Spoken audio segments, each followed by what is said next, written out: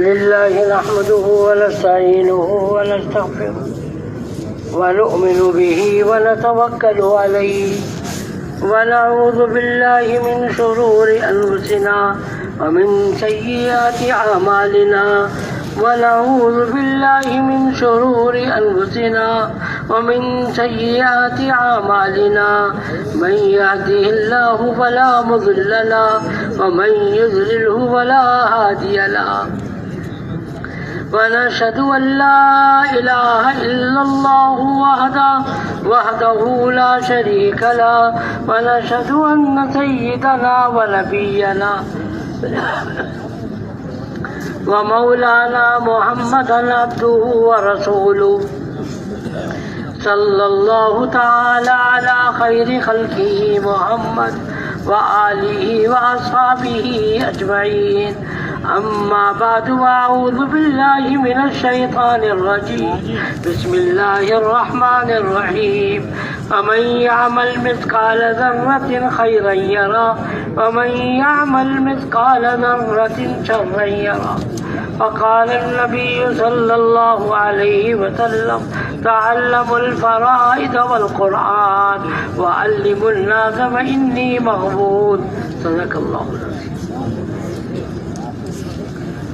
اللہ جل شانہ نے ہم سب کو مختلف علاقوں کے مختلف خاندانوں سے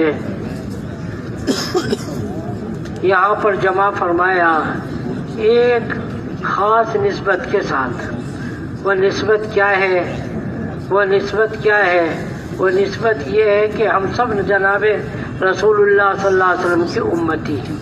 ہم سب کے ذمے وہ کام ہے جو انبیاء علیہم السلام کے ذمے کام ہوا کرتا تھا۔ اس کے علاوہ اور کوئی تو مقصد نہیں ہے ہمارے جمع ہونے کا۔ بولیے، ایک ہی مقصد ہے۔ دور دراز سے آپ تشریف لائے، مشقتوں کے ساتھ آئے، پتہ نہیں کتنے جھمیلے اور کتنے کام تھے، ان سب کو چھوڑ چھاڑ کر یہاں پر جمع ہوئے۔ اللہ سب کے جمع ہونے کو انتہائی طور سے قبول فرما لے اور ہمارے اور امت کے ہدایت کا ذریعہ بنا لیجیے۔ تو انبیاء علیہم السلام کی زندگی کا کیا مقصد ہوتا تھا؟ ان کی زندگی کا ایک ہی مقصد تھا کہ لوگ کس طریقے سے جہنم سے بچے اور جنت میں چلے گئے۔ بس یہی مقصد میرے اور آپ کا ہے کہ ہم اور ساری انسانیت کیسے جنت میں داخل ہو جائے اور ہم اور ساری انسانیت کیسے جہنم سے بچ جائے، یہ ہم سب کا مقصد ہے۔ اس کے علاوہ کوئی اور مقصد تو نہیں ہے کسی کا۔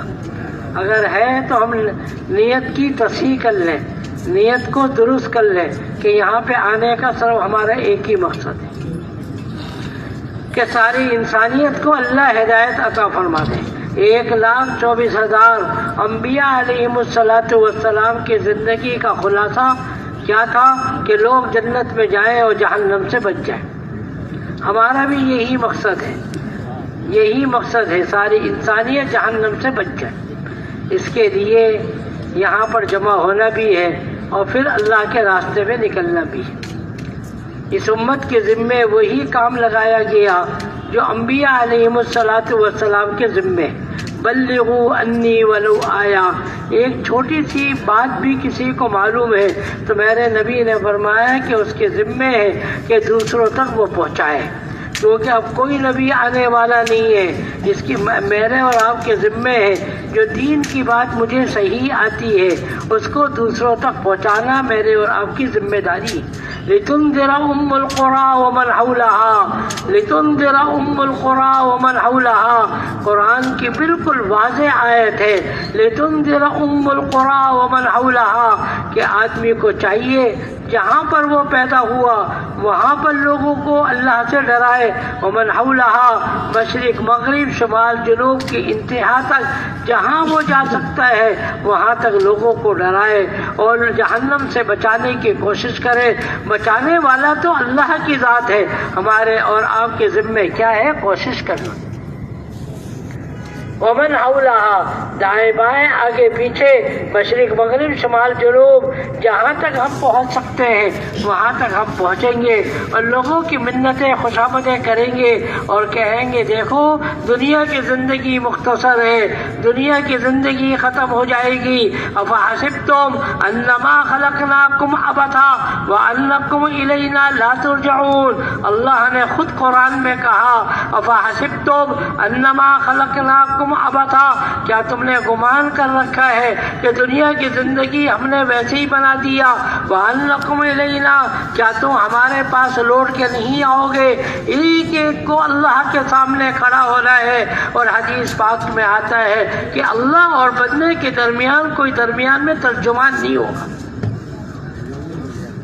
ہر آدمی سے اللہ پوچھیں گے ہم نے تم کو زندگی دی تم نے کیا کیا، ہم نے تم کو جوانی دی تم نے کیا کیا، ہم نے تم کو مال دیا تم نے کیا کیا۔ ہر ایک سے اس کی زندگی کے معاملے میں سوال کیا جائے گا۔ اللہ اور بندے کے درمیان میں کوئی واسطہ نہیں ہوگا، کیسا حال ہوگا؟ تو یہ ذمہ داری جو ذمہ داری انبیاء کی تھی وہی ذمہ داری بعین ہی اللہ نے میرے اور آپ کے اوپر لگائی۔ وَأَنذِرْ عَشِيرَتَكَ الْأَقْرَبِينَ، سارے انسانوں کو جہنم سے ڈرانا تمہاری ذمہ داری۔ وَأَنذِرْ عَشِيرَتَكَ الْأَقْرَبِينَ، اور اپنے خاندان کے لوگوں کو بھی سمجھانا بجھانا بھی تمہارے ذمہ ہے۔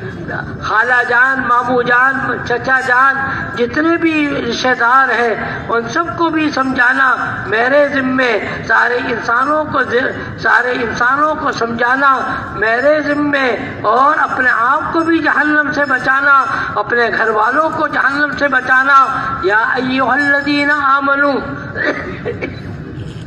قوا انفسکم واہلیکم نارا، یا ایھا الذین آمنوا، آمنو کا مطلب یہ ہوتا ہے کہ ہر آدمی سے اللہ نے خطاب کیا ہے۔ نہیں سمجھ میں آئی؟ آپ کا کیا نام ہے؟ بھائی سلمان صاحب، اپنے آپ کو جہنم سے بچاؤ اور اپنے گھر والوں کو بچاؤ۔ عبد الرحمان، اپنے آپ کو جہنم سے بچاؤ اور اپنے گھر والوں کو بچاؤ۔ یا ایھا الذین آمنو کا مطلب کیا ہوتا ہے؟ ہر مسلمان سے اللہ کا خطاب ہے، یہ نہیں مطلقاً ہے، ہر فرد واحد سے اللہ کا خطاب ہے۔ یا ایھا الذین آمنو، اے ایمان والو، اپنے آپ کو جہنم سے بچاؤ، اپنے گھر والوں کو جہنم سے بچاؤ۔ اور تم نے یہ سمجھ لیا کہ جہنم کی آگ دنیا کی آگ کی طرح ہے؟ نہیں، وقودھا الناس والحجارہ، دنیا کی آگ تم لکڑی سے جلاتے ہو، لکڑی کے اندر طاقت نہیں، اور جہنم کی آگ جو جلے گی وہ پتھروں سے جلے گی، جہنم کی آگ جو جلے گی وہ انسانوں سے جلائی جائے گی، آدمی ڈالے جائیں گے آگ بھڑکے گی، آگ جتنے آدمی جائیں گے آگ بھڑکے گی، آگ کے اندر کمی نہیں آئے گی بلکہ اس کے اندر تیزی آتی چلی جائے گی، اور آدمی پھر یوں کہے گا کہ اے اللہ میں نے دیکھ لیا، ابصرنا وسمعنا فرجعنا نعمل صالحا انا موقنون، اے اللہ ہم نے دیکھ لیا سن لیا، دنیا کے اندر بھیج دے تاکہ میں نیک اعمال کر کے آ جاؤں، مگر اللہ کی طرف سے کہا جائے گا وَلَوْ رُدُّوا لَعَادُوا لِمَا نُهُوا عَنْهُ وَإِنَّهُمْ لَكَاذِبُونَ، تو جھوٹا ہے، دنیا کے اندر ہم نے بھیجا تھا، انبیاء کو بھیجا تھا، تمہارے اندر کتاب نازل کی تھی، تم نے اس کا کیا کیا؟ اب واپس کبھی دنیا میں لوٹ کے نہیں جاؤ گے۔ تو ہمارے اور آپ کا مقصد وہی ہے جو انبیاء علیہم السلام کا تھا کہ ساری انسانیت کو جہنم سے بچانا۔ ومن ثقلت موازینہ فاولئک هم المفلحون ومن خفت موازینہ فاولئک الذین خسروا انفسهم، اللہ نے کہا دیکھو کوئی زیادہ مطالبہ نہیں ہے، تم مجھے راضی کر لو اور نیک اعمال کو بھاری کر لو، برے اعمال انسان ہو کرو گے مگر کم ہو، نیک اعمال زیادہ ہو، وَأُولَئِكَ هُمُ الْمُفْلِحُونَ، دنیا کے اندر بھی میں تم کو کامیاب کر دوں گا اور آخرت کے اندر بھی کامیاب کر دوں گا۔ من عمل صالحا من ذکر او انثى وهو مؤمن فلنحيينه حیاة طیبہ، جو بھی نیک اعمال سے کرے گا دنیا کے اندر بھی ہم نے اس کو کامیاب کریں گے۔ ہمارے دماغوں میں یہ بات آ گئی کہ اگر ہم نماز پڑھیں گے، اگر ہم روزہ رکھیں گے، تبلیغ میں جائیں گے، دین کا کام کریں گے، آخرت میں فائدہ ہوگا، دنیا میں کیا ہوگا؟ اللہ نے کہا کہ ہم تمہاری دنیا بھی بنائیں گے، ہاں آخرت اہم ہے۔ ذرا توجہ کے ساتھ سنیے، آخرت اہم ہے، اس لیے اللہ پہلے آخرت بنائیں گے، پھر اس کے بعد قبر میدان محشر بنائیں گے، پھر قبر بنائیں گے، اور آخر میں تمہاری دنیا بھی ہم بنا دیں گے۔ معاملہ ادھر سے چلتا ہے، آگے سے جو زیادہ اہمیت کی حامل ہے۔ ہم کہتے ہیں ہم نماز تو پڑھتے ہیں، پھر بھی یہ حالات آ گئے۔ ہم تو نماز تو پڑھتے یہ حالات آ گئے۔ پہلے سب سے پہلے یاد رکھیے، آخرت بنتی ہے، جنت بنے گی آپ کی، پھر میدان محشر، پھر اس کے بعد قبر کی زندگی بھی دنیا، اور بگڑنے کے اعتبار سے بھی یہی ہے۔ تو میں نے عرض کیا کہ ہمارے اور آپ کے ذمے وہ کام جو انبیاء علیہم الصلاۃ والسلام کے ذمے تھا، کہ خود بھی جہنم سے بچیں گے اور لوگوں کو بھی جہنم سے بچانے کی کوشش کریں گے۔ اور یہ اللہ نے کہا میں ایسا کروں گا، میرا وعدہ ہے، اللہ کا وعدہ ہے، هو الذي أرسل رسوله بالهدى ودين الحق ليظهره على الدين كله هو الذي أرسل رسوله بالهدى ودين الحق ليظهره على الدين كله۔ دیکھو ہم نے اپنے نبی جناب رسول اللہ صلی اللہ علیہ وسلم کو دنیا میں بھیجا۔ کیوں بھیجا؟ اس لیے بھیجا کہ تاکہ لوگ سیدھے راستے پہ آ جائے۔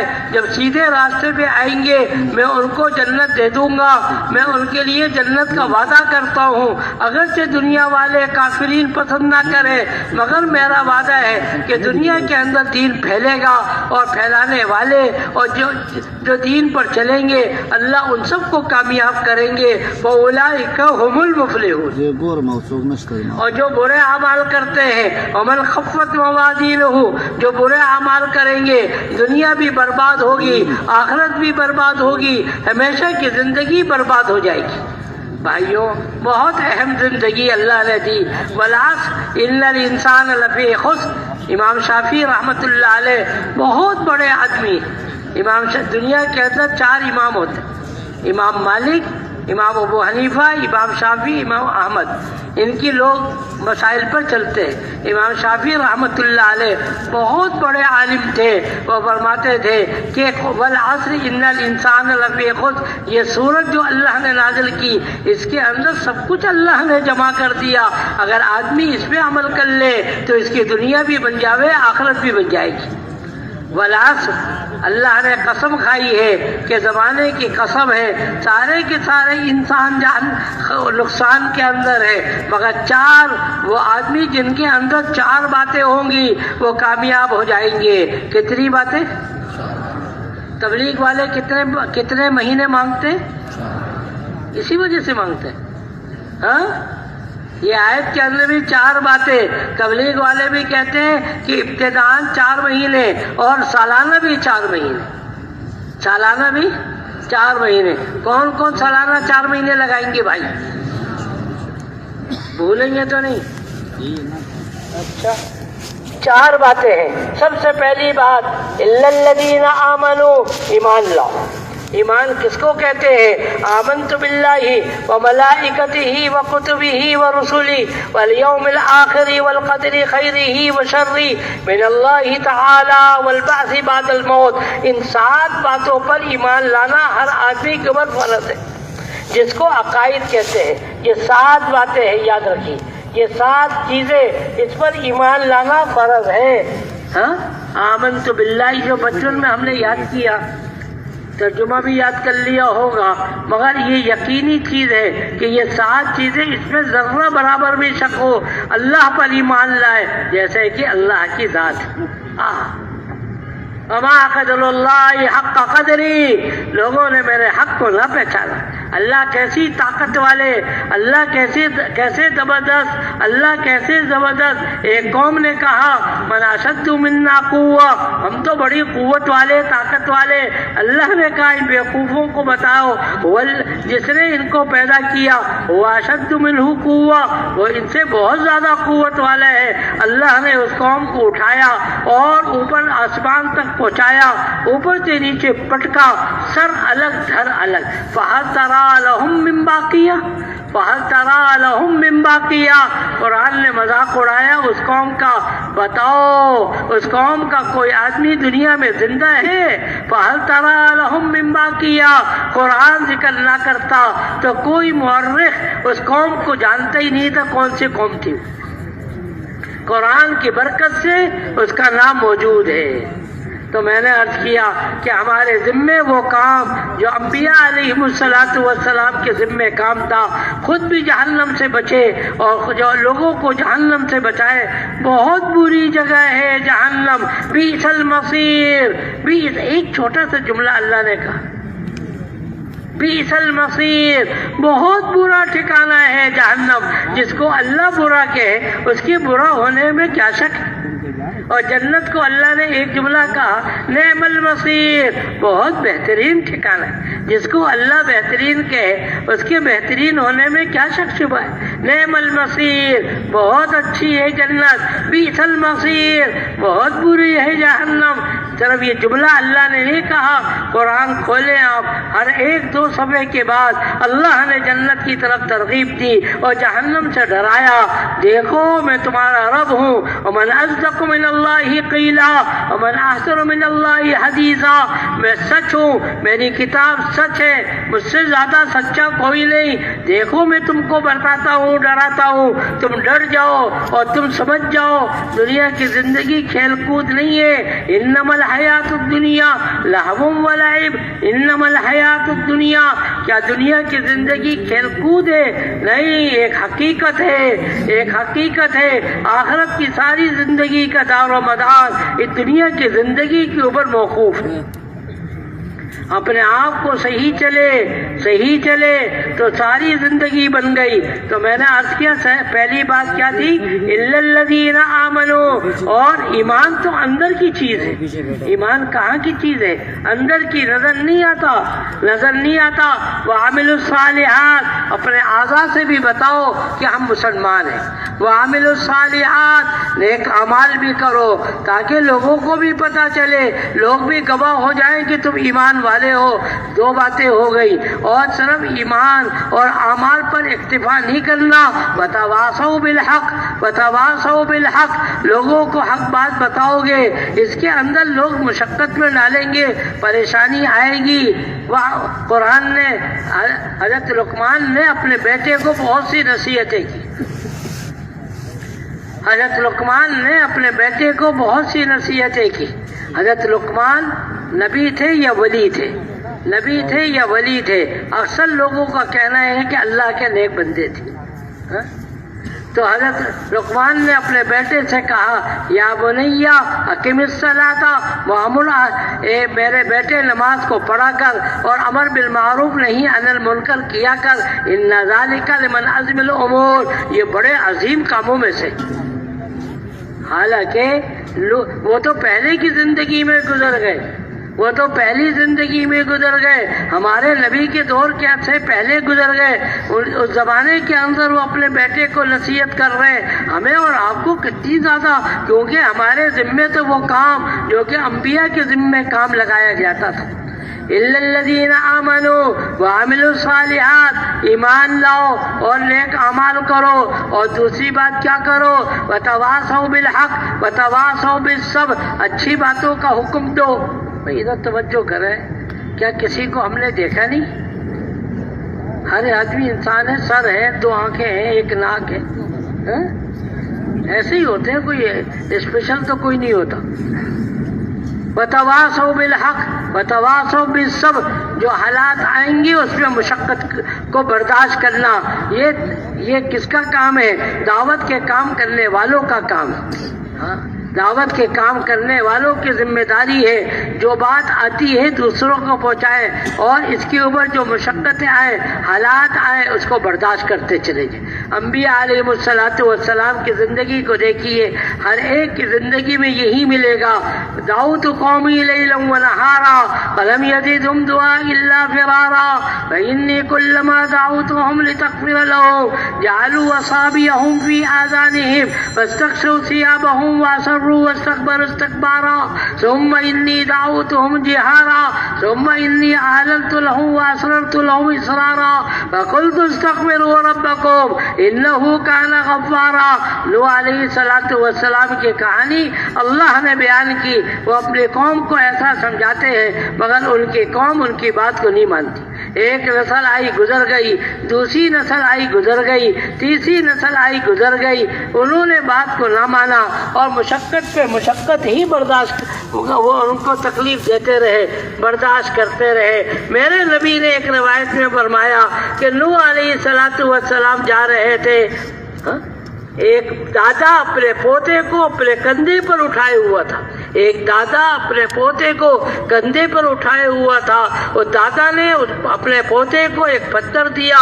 نوح علیہ السلام سامنے سے گزرے، اس نے کہا پوتے تو اس کو مار دے، بڑے میاں کو دیکھ، یاد رکھ میں نے بھی اس کی بات نہیں مانی تھی، تیرے باپ نے نہیں مانی، تو بھی نہ مانی، وصیتیں کر کر کے مرتے تھے، مگر میرے نوح علیہ السلام نے کیسی مشقتوں کے ساتھ ان تک بات پہنچائی اور اللہ نے کچھ لوگوں کو ہدایت دے دی۔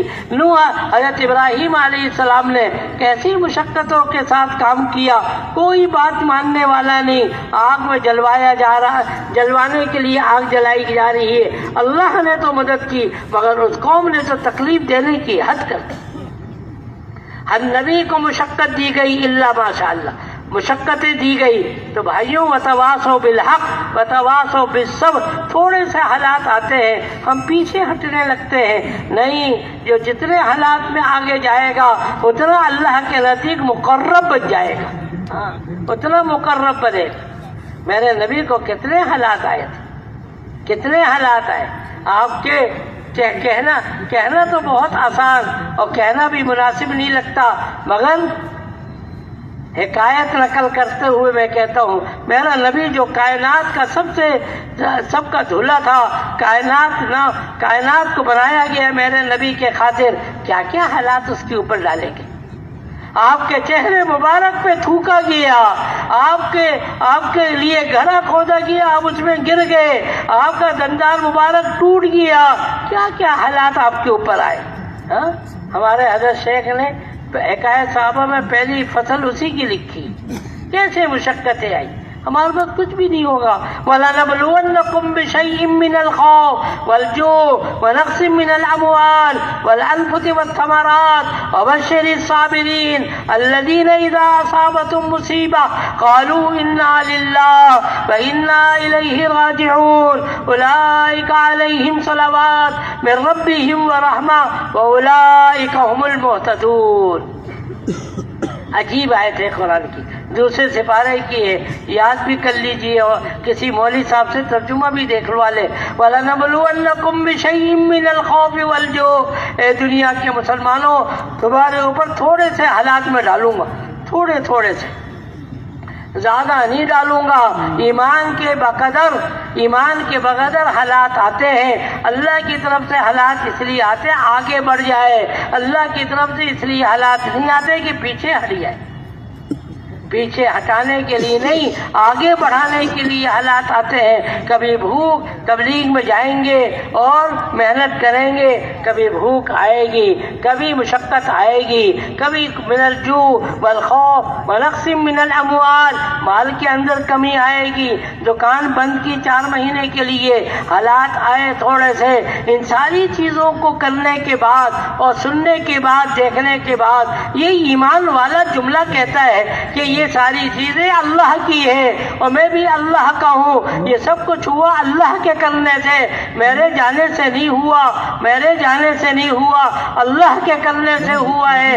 انا للہ و انا الیہ راجعون. اذا اصابتم مصیبہ, مسلمان کے اوپر جب بھی کسی قسم کا کوئی حال آتا ہے تو فوراً وہ اسباب کی طرف نہیں بھاگتا, وہ اللہ کی طرف آتا ہے, فوراً 2 رکعت پڑھتا ہے.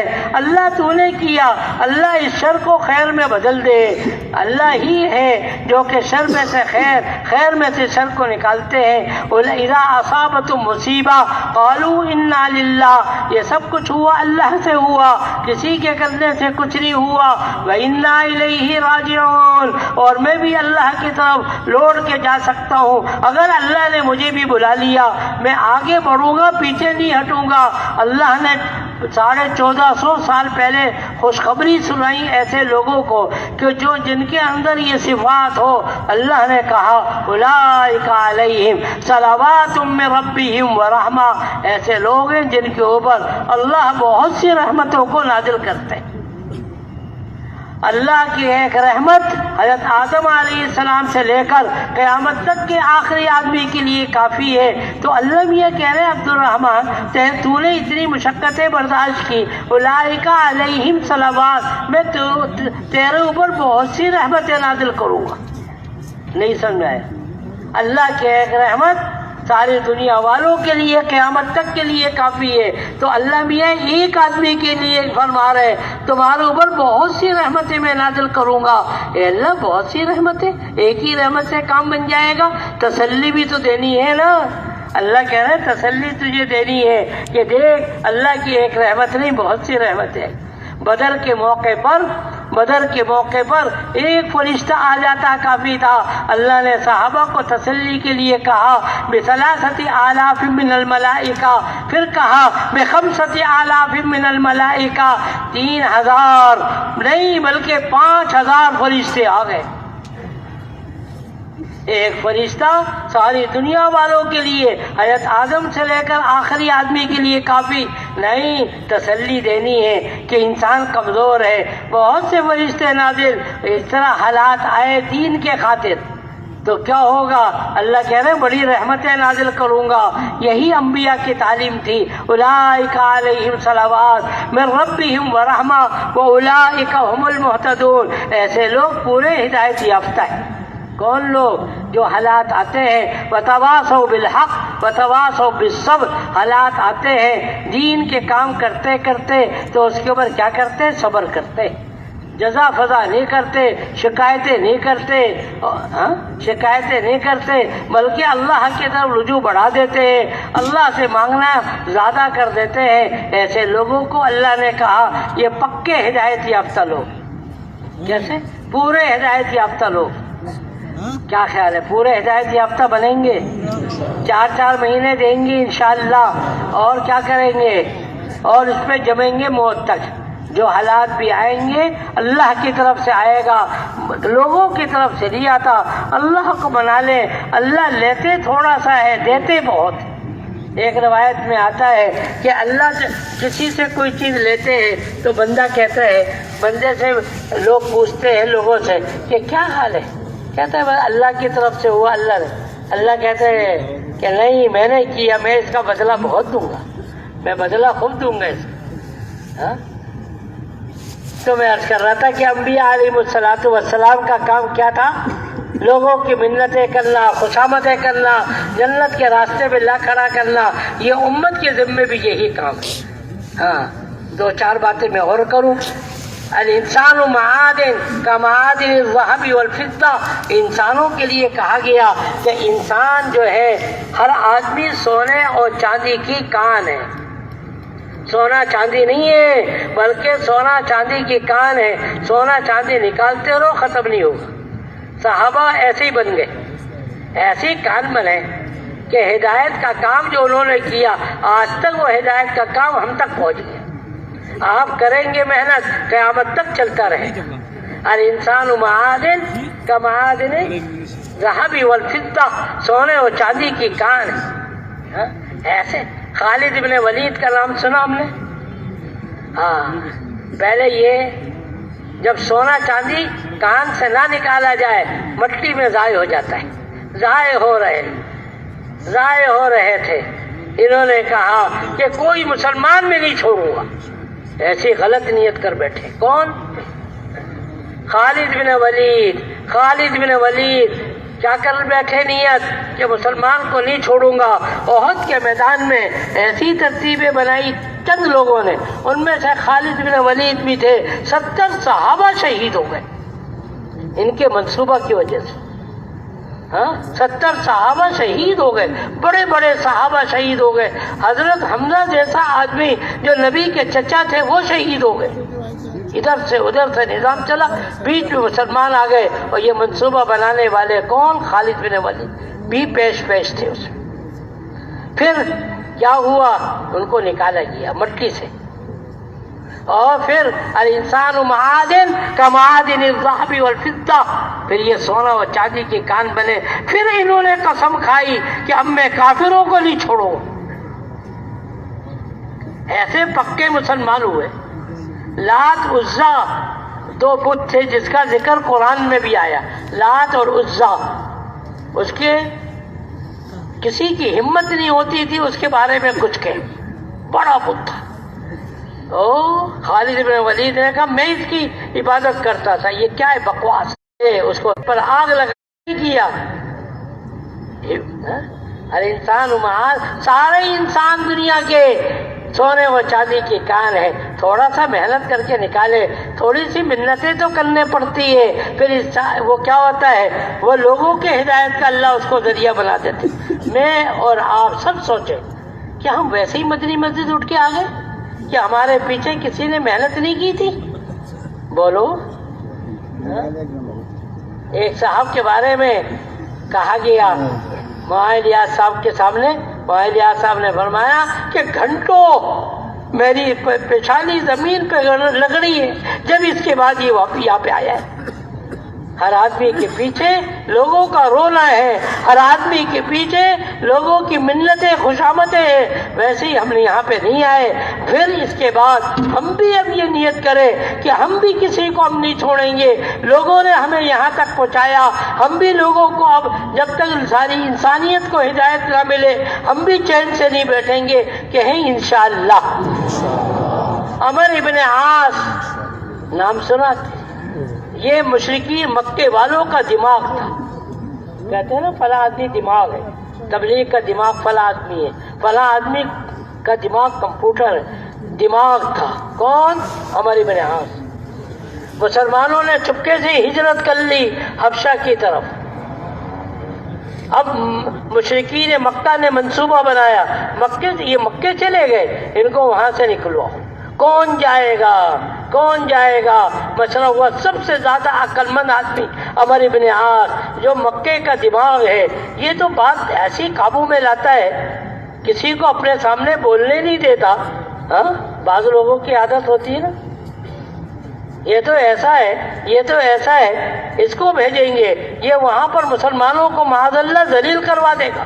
بھیجا گیا وہاں پر، کس کو؟ عمر ابن عاص۔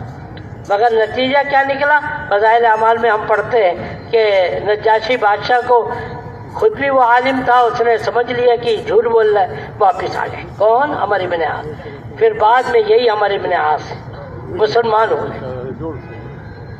کتنے ملکوں کے یہ فاتح بنے ہیں، ہزاروں لوگوں کی ہدایت کا ذریعہ اللہ نے اس آدمی کو عمر ابن عاص کو بنایا۔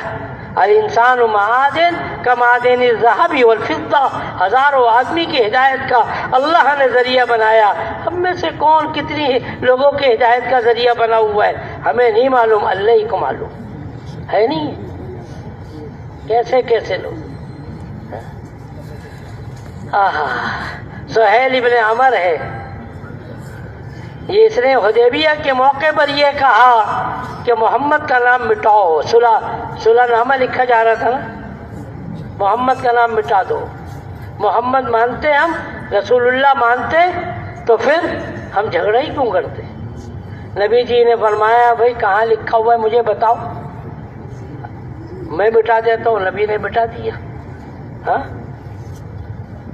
تو بہرحال محمد رسول اللہ کی طرف سے نہیں، محمد ابن عبداللہ کی طرف سے یہ صلح حدیبیہ ہو رہی، رسول اللہ کا لفظ مٹوا دیا سب۔ کس نے؟ سہیل، یہی آدمی ہے، نام یاد رکھیے، مسلمان ہو گئے۔ نبی اکرم صلی اللہ علیہ وسلم مدینے سے 11 سال رہنے کے بعد رخصت ہوئے، 10 سال کے بعد 11واں سال رخصت ہو رہے ہیں، پوری دنیا کے اندر افراتفری مچ گئی۔ وَكَفَرَ مَنْ كَفَرَ مِنَ الْعَرَبِ، 5 قسم کا ارتداد آ گیا، بخاری کی روایت۔ لوگ بت پرستی پہ چلے گئے، کچھ لوگوں نے نئے وہ نبی بن گئے تھے لوگ، اسود انسی مسلمان کذاب کئی، تو ان سب کے پیچھے چلے گئے، وہ نبی یہ بھی نبی آ گیا۔ مگر یہ مدینے والے جمع تھے، چاروں طرف سے ارتداد ہو گئے، چاروں طرف سے لوگ دین کو چھوڑ۔ حضرت ابو بکر نے ایک کام کیا، جماعتیں روانہ کرو، جب حالات ہوں جماعتیں روانہ کرو۔ چاروں طرف سے حالات آئے اور حضرت ابو بکر نے ایک کام کیا، سب کو روانہ کرو، سب کو روانہ کرو۔ 6 مہینے یا 9 مہینے کے بعد وہ سارے فتنے ختم ہو گئے۔ مدینے والے جمع تھے، کیوں؟ انہوں نے دین کے خاطر مشقت برداشت کی تھی، دین کے خاطر مشقت برداشت کی تھی۔ جن کی زندگی میں مشقتیں ہوتی ہیں وہ آگے پیچھے نہیں بھٹکتے، جو ویسے ہی استقبال کے زمانے میں آ جاتے ہیں، حالات خراب ہوتے ہیں وہ بھی چلے جاتے ہیں۔ مکے والوں نے کہا ہم بھی اسلام چھوڑ دیتے ہیں، نبی کے زمانے تک تھا۔ یہ سہل ابن عمر، اس نے کہا، سب کو جمع کیا مکے میں، بیت اللہ میں۔ یہی وہی آدمی تھا جس نے رسول اللہ کا نام مٹوایا تھا، یاد آ رہا ہے؟ مکے میں سب کو جمع کیا، بیت اللہ میں، بیت اللہ کا دروازہ پکڑا اور یوں کہا، مکے والوں میں تمہارا سردار، دیکھو میری ایک بات تو سمجھو، ایک بات تو سمجھو کہ دیکھو مدینے والے ابھی اسلام پر ہے، تم اتنی جلدی کیوں کرتے ہو؟ 8 ہجری میں تو مسلمان ہوئے ہو اور اتنی جلدی تم اسلام چھوڑنا چاہتے ہو؟ چند سال تو ہوئے تمہیں، صبر کرو، صبر کرو۔ مدینے والے بھی معاذ اللہ اسلام کو چھوڑ دے تو تم بھی چھوڑ دے۔ لوگوں نے کہا یہ بات تو ہمارے سردار کی بڑی سمجھداری کی، عقل مندی کی بات کی۔ لوگوں نے کہا یہ بات صحیح، ہم صبر کرتے۔ پورے مکے والوں کا ایمان یہ سہل بن عمر کے کھاتے کے اندر ہے۔ پہلے کیا تھا؟ محمد رسول اللہ کا نام مٹاؤ۔ الانسان معادن کا معادن الذهب والفضہ، سونے اور چاندی کی کان ہے۔ ہم میں سے ہر آدمی پتہ نہیں کتنے علاقوں کے ہدایت کا اللہ اس کو ذریعہ بنا سکتے ہیں۔ حضرت عمر جیسا آدمی کسی کی ہمت نہیں دی کہ نبی جی علیہ الصلوۃ والسلام کو شہید کرے۔ ایک حضرت عمر کہنے کہ میں کروں گا، بس تم لوگ بزدل ہو، تم لوگوں کے اندر طاقت نہیں ہے، میں کروں۔ گئے تلوار لے کر، ہم سب نے حالات سنے۔ درمیان میں قربانی چلی، بھائی بہن اور بہنوں کی قربانی ہوئی۔ ان کو پتا چلا کہ یہ مسلمان ہو گئے، ان کے گھر گئے، چماٹ لگایا، وتواصوا بالحق وتواصوا بالصبر۔ کیا کیا؟ صبر کیا۔ نتیجہ کیا نکلا؟ حضرت عمر جو تلوار لے کر جا رہے تھے، نبی کی خدمت میں حاضر ہو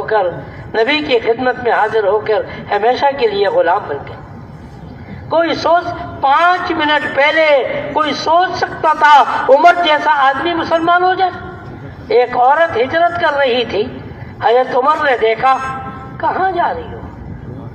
تم رہنے نہیں دیتے اس لیے ہم چھوڑ کے جا رہے ہیں اپنے گھر کو، یہ تو تمہارا باپ دادا کا اور تمہارا خاندان ہمیشہ یہاں پہ رہتا رہا،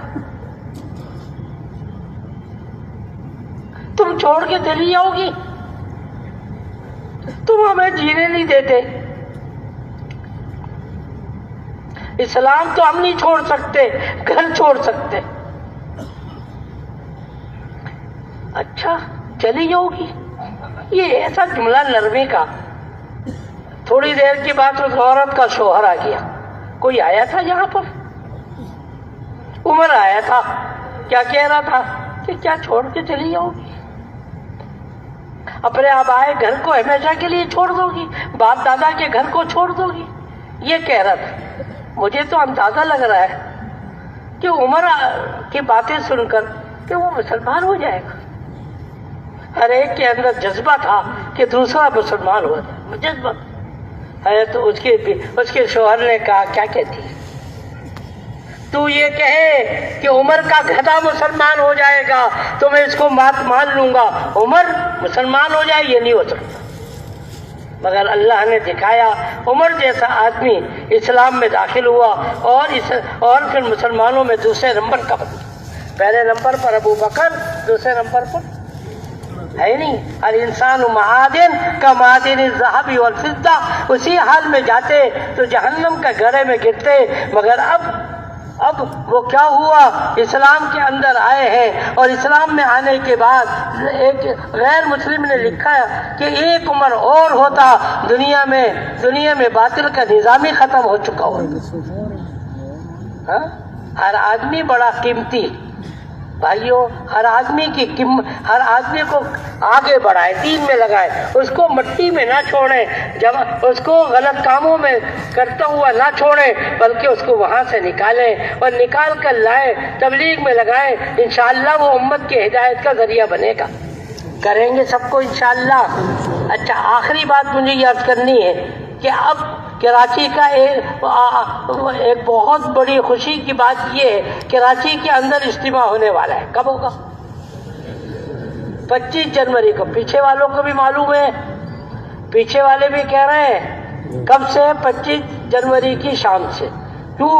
اس لیے میں عرض کر رہا ہوں، پہلے تاریخ کچھ اور تھی، اس کے بعد بدل دی گئی، تو اس لیے ابھی تک کچھ لوگوں کو غلط فہمی ہے کہ تاریخ کون سی ہے۔ تو تاریخ یاد رکھیں کون سی ہے؟ 25، سب کو بتائیں گے 25۔ تو یہ اللہ کرے، ذرا توجہ کرے، بس آخری بات کروں کہ اللہ کرے کراچی کا اجتماع پوری امت کا اللہ ہدایت کا ذریعہ بنا دے، کہے انشاءاللہ۔ مولانا یوسف صاحب رحمۃ اللہ علیہ ایک بہت بڑے بزرگ تھے، نام سنا ہوگا آپ نے، نہ میں نے دیکھا نہ آپ میں سے کسی نے دیکھا، ہو سکتا ہے کرمداد بھائی نے دیکھا ہو، دیکھا کہہ رہے انہوں نے بھی نہیں دیکھا تو پھر کس نے دیکھا؟ بہت بڑے بزرگ گزرے، انہوں نے ایک موقع میں فرمایا کہ حج کے موقع پر نبی نے 1,24,000 صحابہ کو جمع کیا، 1,24,000 صحابہ کو جمع کیا، ترغیب دی پوری امت، لیبلغ الشاہد الغائبہ، لیبلغ الشاہد، لوگوں کے اندر دین پھیلانا ہے۔ وہ اجتماع جو ہوا 1,24,000 کا، اس کی برکت سے پوری دنیا کے اندر دین عام ہوا۔ تم لوگ بھی اگر ایک اجتماع کر لو جس کے اندر وہی ترتیب ہو جو ترتیب نبی جی نے قائم کی تھی، وہ اجتماع کو اللہ نے ہدایت کا ذریعہ بنایا، اللہ تمہارے اجتماع کو بھی ہدایت کا ذریعہ بنا دیں گے۔ کیا ہم کراچی کے اجتماع کو نیت نہ کر لیں؟ وہاں پہ تو 1,24,000 کم و بیش صحابہ تھے۔ ہماری کراچی کی آبادی 3 کروڑ کی، 1.5 کروڑ کی، پتہ نہیں کتنی کی ہے، صحیح علم اللہ کو ہے اس کا۔ ہاں کچھ متشابہات چیزیں ہوتی ہیں جس کا علم تو 2 کروڑ 3 کروڑ جتنی بھی ہے، مگر ہے تو 1,24,000 سے زیادہ، کہہ رہے بہت زیادہ۔ تو وہ جب ہدایت کا ذریعہ بن سکتے ہیں، صحابہ کے ساتھ اللہ کی کوئی رشتہ داری تھی؟ بولو، ان کے اندر ایک جذبہ تھا دنیا کے اندر دین پھیلانا ہے، ہم بھی وہ جذبہ پیدا کریں۔ اللہ نے کیا، علماء سے پوچھئے، قرآن حدیث کے اندر کہیں وعدہ کیا کہ ایک الیاس پیدا کروں گا دوسرا الیاس پیدا نہیں کروں، ایک یوسف کاندیلوی کو پیدا کروں گا دوسرا پیدا نہیں کروں گا، عبد الوہاب ایک پیدا کروں گا دوسرا پیدا نہیں کروں گا، امام راضی ایک پیدا کروں گا دوسرا پیدا نہیں کروں گا، امام شافعی، امام ابو حنیفہ ایک نہیں، اللہ نے کوئی وعدہ نہیں کیا۔ اللہ نے نبوت کا سلسلہ بند کر دیا، ولایت کا سلسلہ باقی ہے، قیامت تک باقی رہے گا۔ اگر وہ ترتیب اختیار کرے جو مولانا الیاس صاحب نے کی، اللہ وہی کام ہم سے بھی لے لے گی۔ کیا ان کی کوئی اللہ کی رشتہ داری، ہماری کوئی عداوت؟ نہیں، وہی جذبہ ہو پوری دنیا میں دین آ جائے، میں مٹتا ہوں تو مٹ جائے، میں مٹتا ہوں تو مٹ جاؤں، مگر دنیا کے اندر ایک آدمی کو بھی جہنم کے لیے نہیں چھوڑنا۔ سارے انسان سونے چاندی کی کان ہے، اس کو ہم نے سونا چاندی کی کان بنانا ہے، تھوڑی سی محنت کر کے مٹی سے نکالنا، زمانے جاہلیت کی چیزوں سے نکالنا، غلط چیزوں کی چیزوں سے نکالنا، اور اس کو لا کے کھڑا کر دینا۔ پہلے زمانے میں میواتی مثال دیا کرتے تھے، ایک ہیرا ہے، ہیرا نالی میں گرا ہوا ہے، اس پہ پانی ڈالا آپ نے، نالی کے اندر رہتے ہوا صاف ہو جائے گا؟ نہیں، اس کو 2 انگلی سے باہر نکالے، ہاتھ پہ کوئی چیز باندھ لے، باہر نکالے، تھوڑا سا پانی ڈالے، کیا ہو جائے گا؟ صاف ہو جائے گا۔ انسانوں کو نکالو ان کے ماحولوں سے، اللہ کے راستے میں روانہ کریں 4 مہینے کے لیے، چلے کے لیے، پھر دیکھیں کیسا ہیرا بن کے آتا ہے۔ ہر آدمی ہیرا ہے۔ ہاں، تو میں نے عرض کیا اللہ کا کوئی وعدہ نہیں تھا کہ الیاس ایک ہی ہوگا، ہم بھی اس زندگی میں چلے، اللہ مجھ سے اور آپ سے بھی کام لے نہیں، بس امت کا غم اپنے اندر پیدا کریں، امت کا غم پیدا کریں۔ ایک آدمی، نظام الدین جہاں پر ہے دہلی میں، شہر وہاں سے 3 کلومیٹر دور ہے، 3 میل دور ہے، 3 میل دور ہے وہاں سے۔ یہ جنگل کا علاقہ تھا، بس جنگل کا۔ جنگل کا جو رکھوالی ہوتا ہے وہ کہتا تھا کہ میں رات کو چکر لگاتا ہوں تاکہ کوئی درختوں کو آگ نہ لگا دے۔ ایک رونے کی آواز مجھے آتی تھی، رونے کی آواز آتی تھی۔ 1 دن 2 دن میں نے پھر تلاش کیا یہ ہے کون۔ سردی کا دن ہے، میں لالٹین لے کر گھوما، میں دیکھا کہ ایک آدمی ہے بڑی بے بسی بے کسی کی رو رہا ہے، اپنے لیے نہیں، خاندان کے لیے نہیں، امت کے لیے دعائیں۔ آج ہمیں فکر لگتی ہے تو اپنے گھر والوں کی فکر لگتی ہے، خاندان والوں کی، اس سے میں نے نفی نہیں کی، یہ بھی حکم ہے ہمیں، مگر امت کی اگر ہمیں غم لگ گیا، اے اللہ امت کو ہدایت دے دے، اے اللہ امت کو ہدایت دے دے۔ بہت عرصہ ہو گیا لوگ جہنم کی طرف دوڑے جا رہے ہیں، کوئی ان کا پاؤں پکڑنے والا، کوئی ان کی منتیں کرنے والا نہیں ہے، اور تو نے بھی کہہ دیا میں کسی نبی کو بھی نہیں بھیجوں گا۔ اے اللہ تو بس کر دے، اے اللہ ان سب کو ہدایت دے دے۔ کسی کا ایک آنسو بھی نکلا، اللہ کو پسند آ گیا، یقین جانے 1 2 نہیں، ہزاروں لاکھوں آدمی کی اللہ اس کو ہدایت کا ذریعہ بنا دے گی۔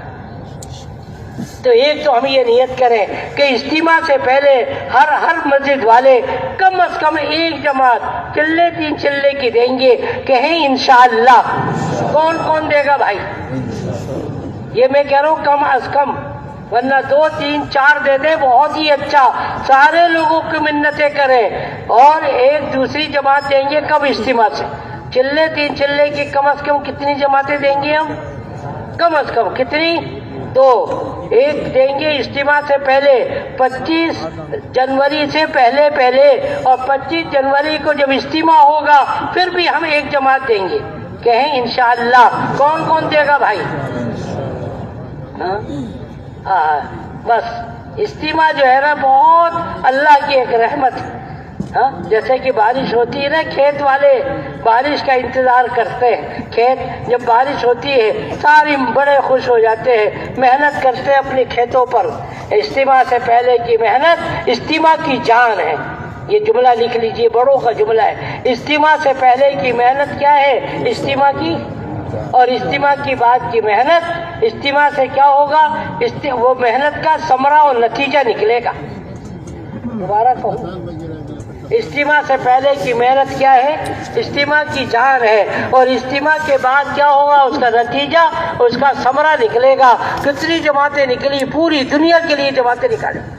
بڑے کہتے ہیں کہ کم از کم اتنا کر لیں، ہر علاقے والے 1 جماعت سال اور 7 مہینے کی بھی دیں گے، کہیں انشاءاللہ، اور ایک جماعت اندرون ملک کی بھی دیں گے۔ 10 12 آدمی ہوتے علاقے کے اندر، کتنے لوگ ہیں 4 مہینے والے؟ تھوڑا سا زور لگائیں گے نا اللہ نے کہا ترتیبیں بن جائے گی. ٹھیک ہے انشاءاللہ. اس کے لیے اب محنت ہے. اجتماع سے پہلے محنت. نبی اکرم صلی اللہ علیہ وسلم نے ہجرت کر لی تھی کہاں؟ مدینہ منورہ. کہاں کر لی تھی؟ پہلے کہاں تھے نبی جی؟ مکے میں. اس کے بعد ہجرت کی کہاں؟ اپنے ہجرت سے پہلے نبی نے کس کو بھیجا؟ مصعب ابن عمیر کو بھیجا. وہاں پہ جا کے محنت کرو. آج کل بھی چاروں طرف سے جماعتیں آ رہی ہیں. ہم کہتے ہیں کہ جی ہماری مسجد میں جماعتیں بہت آ گئی, ہر ہفتے آ جاتی. یہ اجتماع کی پہلے کی محنت ہوتی ہے. ہاں, ہر آدمی کوئی بھاگے تو نہیں, سب کو لانا ہے. ہاں, ایک دفعہ ہمارے ایک بزرگ تھے مفتی زین العابدین صاحب, بڑے مزے کی باتیں فرماتے تھے. کہنے لگے کہ ایک آدمی, وہ فیصلہ آباد میں ہوتے تھے, کہنے لگے ایک آدمی بڑے غصے میں آیا. کہنے لگا مفتی صاحب آپ لوگ کرتے کیا ہو, مصیبت کیا ہو گیا بھائی؟ کہنے لگے کہ میں مسجد میں گیا, بستر رکھے ہوئے تھے مسجد کے اندر. میں نے کہا یہ پکڑ لیں گے. میں وہاں سے نکلا, دوسری مسجد میں نماز پڑھنے کے لیے گیا. وہاں پر دیکھا پھر بستر رکھا ہوا. میں نے کہا جہاں سے مصیبت سے میں بچنے کے لیے آیا تھا پھر یہ یہاں پر ہے. پھر تیسری مسجد میں بھاگا. جب بھاگا تو وہاں پہ بھی بستر کونے میں رکھا ہوا نظر آیا. میں نے کہا جس کی وجہ سے میں نکلا تھا وہی تو پھر یہاں پہ بھی ہے. پھر میں بھاگا, میری آخری رکعت ملی مجھے. پھر آخری رکعت ملی, میں نے جلدی سے نیت باندھ لی. نیت باندھ کے ابھی سلام پھیرا نہیں تھا, ایک آدمی نے اعلان کیا بھائی جماعت آئی ہوئی ہے اور آپ لوگ تشریف رکھیں, انشاءاللہ اللہ رسول کی بات ہوگی. کہاں تک ہم بھاگیں گے, کہاں تک جائیں گے بھائی؟ اب تو واپس لوٹ آئے, واپس لوٹ آئے. کہتے ہیں اللہ ہم واپس لوٹ آ رہے ہیں. اے اللہ اب ہم نہیں بھاگیں گے, اے اللہ اب ہم نہیں بھاگیں گے. بہت بھاگ گئے تبلیغ والوں سے, تبلیغ سے بہت بھاگے. اے اللہ اب تو نہیں بھاگیں گے, ہم تبلیغ والے خود بنیں گے. کہیں انشاءاللہ. کون کون کرے گا بھائی؟ خود جم کے میں کریں گے. اچھا آخری بات یہ کروں میں, جماعتیں دیں گے آپ اجتماع سے پہلے بھی, اجتماع پر بھی دیں گے, ملکوں کی جماعت بھی دیں گے. بھائی یہ کب ہوگا؟ جبکہ ہم مسجد میں وقت دیں گے. آپ نے دعوت کی اپنے دوستوں کی, 4 دوستوں کی دعوت کی, 4 دوستوں کی دعوت کی, سامان لا کے رکھ دیا, سامان لا کے رکھ دیا. گھر والوں کو کہہ دیا بھائی مغرب کے بعد مہمان آئیں گے, کھانا پکا لینا. آپ عصر کے بعد آئے, سارا سامان رکھا ہوا ہے. اپنے گھر والوں سے پوچھا کیا ہوگی آج؟ مہمان کے آنے کا وقت قریب ہے اور کھانا کچھ بھی تیار نہیں ہے. بی محترمہ نے کہا آج صبح سے گیس ہی نہیں آ رہی. گیس نہیں آئے گی کھانا پک جائے گا؟ چولہا نہیں جلے گا کھانا پک جائے گا؟ بولو بھائی.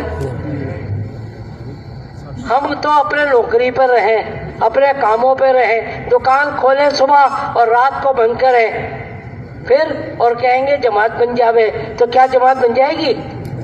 محنت تو کرنا پڑے گی نا. ہاں, محنت تو کرنا پڑے گی.